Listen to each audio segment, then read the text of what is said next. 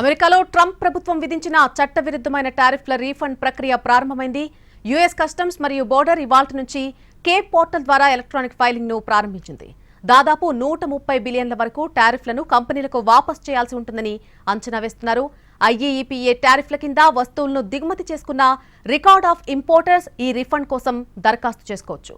ఇక దరఖాస్తులు సమర్పించిన తర్వాత క్లెయిమ్ ఆమోదించబడితే రీఫండ్ రావడానికి 60 నుండి 90 రోజుల సమయం పడుతుంది. ఇది ఆటోమేటిక్ గా జరగదు. కంపెనీలు ఖచ్చితంగా క్లెయిమ్ ఫైల్ చేయాలి. సిబిపి మొదట ఇటీవల టారిఫ్ చెల్లింపులపై దృష్టి సారిస్తోంది.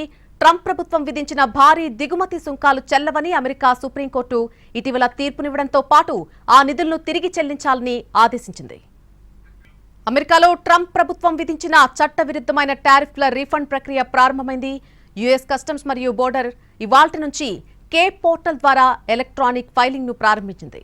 దాదాపు 130 బిలియన్ల వరకు టారిఫ్లను కంపెనీలకు వాపసు చేయాల్సి ఉంటుందని అంచనా వేస్తున్నారు. ఐఈఈపీఏ టారిఫ్ల కింద వస్తువులను దిగుమతి చేసుకున్న రికార్డ్ ఆఫ్ ఇంపోర్టర్స్ ఈ రీఫండ్ కోసం దరఖాస్తు చేసుకోవచ్చు.